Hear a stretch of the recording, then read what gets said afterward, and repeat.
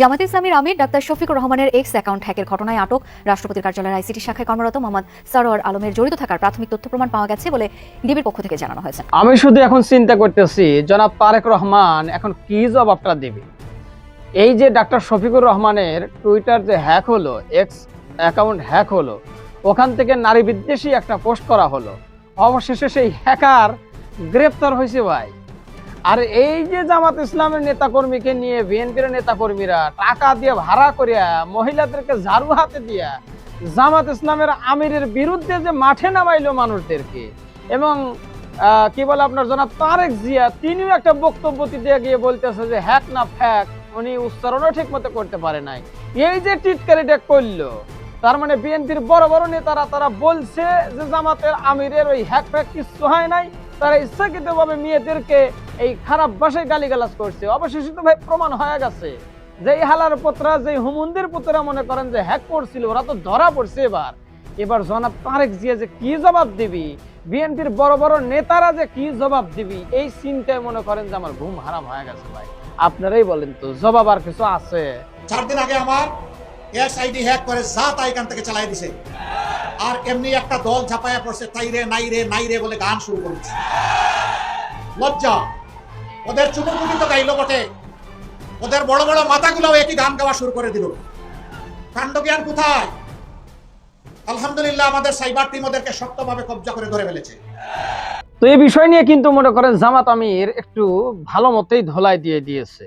ধোলাই দেওয়াটা স্বাভাবিক। তার মনে করেন যে এক্স অ্যাকাউন্টটা হ্যাক হয়ে গেল, সেখান থেকে অন্যরা উল্টাপাল্টা পোস্ট করলো, এবং এইটা নিয়ে বিএনপি এত লাফালাফি করলো জামাতকে পচানোর জন্য, ডাক্তার আমিরকে লুচ্চা বানানোর জন্য, বদমাইশ বানানোর জন্য। মানে আমি বলতেছি না ভাই, এটা তো তারা বলছে, বলে নাই? বিএনপি নেতা নয়ন জামাতের আমিরকে লুচ্চা বলছে, বদমাইশ বলছে, কুলাঙ্গার বলছে, কত কিছু যে ভাই বলছে। এমন কথা বলছে জামাত আমিরকে যেন দেশেই না রাখা হয়, তাকে ঘাড় ধাক্কা দিয়ে বের করে দেওয়া হবে, কত কথাই বললো ভাই।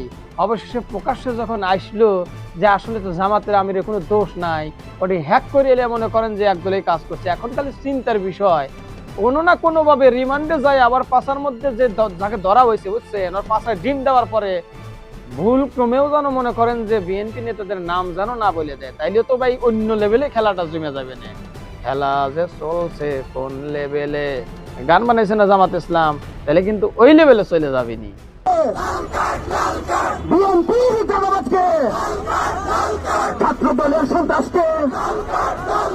এগুলো যখন প্রচার হয়ে গেছে, জামাত ইসলামের আমির যখন নির্দোষ প্রমাণিত হয়েছে এবং একদল যে তাকে ফাঁসানোর জন্য এই কাজটা করছিল, তখন কিন্তু জনগণ আর থামে নাই ভাই।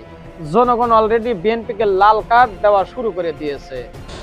পরিস্থিতি খুব একটা ভালো না, বিএনপির জন্য খুব একটা সুখকর না। আমরা চেয়েছিলাম বিএনপি ক্ষমতায় আসুক, তারা সেই মাঠ নিজেরা নিজেদের চাঁদাবাজি, দখলবাজি, মানুষের উপরে অত্যাচার, মামলা বাণিজ্য এসব করে করে তারপরে তারা এই ভোট নষ্ট করেছে।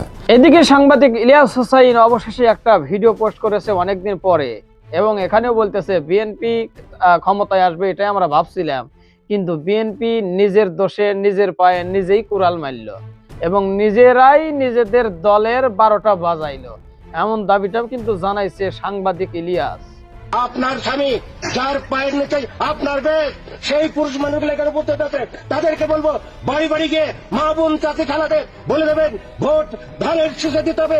যদি ধানের শীষে ভোট না দেন, এই মহিলাদেরকে বলছি আপনারা জান্নাত পাবেন না। স্বামীর পায়ের নিচে হইল স্ত্রীর জান্নাত, যদিও এটার কোনো সহি হাদিস নাই, মানুষ বলে থাকে। বিএনপি নেতা বক্তব্য দিতেছে আপনারা স্বামীদেরকে বলে দিবেন তারা যেন দানের শীষে ভোট দেয়। যদি এই কথা না বলেন আপনারা, আর আপনার স্বামীরা যদি দানের শীষে ভোট না দেয়, তাহলে কিন্তু আপনারা স্বামীর পায়ের নিচে জান্নাত পাবেন না। অর্থাৎ জান্নাত পাইতে হলে কিন্তু দানের শীষে ভোট দেওয়া লাগবে। আহারে, জনাব তারেক রহমান জামাত ইসলামের কর্মীদের নামে বলে বেড়াইলো জামাত ইসলামের কর্মীরা নাকি জান্নাতের টিকিট বিক্রি করতেছে। যদিও এটার প্রমাণ এখন পর্যন্ত পাওয়া যায় নাই, কিন্তু অহরহ প্রমাণ আছে যারা বিএনপি করে ধানের শীষে ভোটের মাধ্যমে তারা জান্নাত শুরু বিক্রি করতেছে না, টিকিট না ভাই, সরাসরি জান্নাতটা দিয়ে দিতেছে। এই যে বক্তব্যটা নেতার শুনলেন আপনারা, চিনি বুঝাইবার চাইতেছে আপনারা যদি ধানের শীষে ভোট না দেন, প্রচার যদি না করেন, তাহলে আপনাদের পায়ের নিচে যে আপনাদের স্বামীর পায়ের নিচে জান্নাত আছে ওইটা কিন্তু খবরদার পাইবেন না। তার মানে তারা শুধু জান্নাতের টিকিট দিতেছে না ভাই, ডাইরেক্ট জান্নাত সহকারে দিয়ে দিতেছে। যদি ধানের শীষে ভোট দেওয়া যায় জান্নাত পাইবেন, না হলে কিন্তু পাবেন না। এখন আপনি চিন্তা করে দেখেন, আর একজন বলছে ধানের শীষে ভোট দিলে ইহকাল পরকাল দুই জায়গায় শান্তি, পরকালে জান্নাত পাওয়া যাবে। অথচ তাদের লিডার জনাব তারেক রহমান লন্ডন থেকে এসে বলতেছে যে কি এই জামাতের আমিররা তারা নাকি জান্নাতের টিকিট বিক্রি করে। আমি বুঝে আসিনি, এরা জান্নাতের টিকিট বিক্রি করে এই বলতেছে, অথচ কোনো প্রমাণ নাই, আর তারা সরাসরি জান্নাতটাই দিয়ে দিতেছে মাত্র একটা ভোটের বিনিময়। ভাই ঘুম থেকে উঠেই আল্লাহর নাম নেয় কিনা আমি জানি না ভাই, আমার নাম প্রথম নেয়।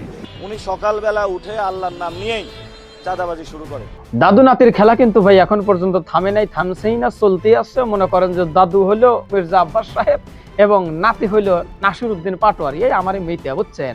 11 দুইজনের টক্কর টক্কর ভালোই চলতেছে। তা বোঝা যাচ্ছে যে 12ই ফেব্রুয়ারির আগে এই টক্কর টক্কর থামবে না ভাই। মির্জা আব্বাস বলতেছে যে সকালবেলা আল্লাহর নাম মুখে নেয় কি না নেয়, নাসিরউদ্দিন পাটোয়ারি আমার নামটা মুখে নেয়। এদিক যখন নাসিরউদ্দিন পাটোয়ারি বলতেছে যে মির্জা আব্বাস সকালবেলা কি করে, আল্লাহর নাম বলেই চাঁদাবাজি শুরু করে। এই দাদা নাতির যুদ্ধ, দাদা নাতির ফাইট মনে করেন যে থামতেছে না, একদম কঠিন ভাবে একটা টক্কর চলতেছে। এটা থামবে আমি বিশ্বাস করি 12ই ফেব্রুয়ারির পর, তখন কোন একটা দল ক্ষমতায় চলে যাবে। তো বিএনপির সবকটা নির্বাচনী প্রতিশ্রুতির এইভাবে পর্দাফাই করে দেওয়া হবে। ওরা জানে বাগে ছিলে 18 গা, পুলিশে ছিলে 36 গা, আর পিনাকে ছিলে জয় বাংলা।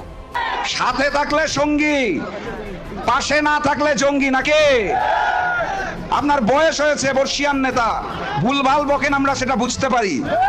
নতুন করে বলছেন জামাত ক্ষমতায় আসলে নাকি বাংলাদেশ আফগানিস্তান হয়ে যাবে, কিছুদিন আগে বলছিলেন পাকিস্তান হয়ে যাবে। একবার এক এক কথা বলেন না। জুলাই গণঅভ্যুত্থান পরবর্তী বাংলাদেশের মানুষ এই নতুন বাংলাদেশকে আফগানিস্তান পাকিস্তান চায় না। নতুন বাংলাদেশের মানুষ লন্ডনেও পালিয়ে যেতে চায় না। নতুন বাংলাদেশকে আমরা সোনার বাংলাদেশে রূপান্তর করব।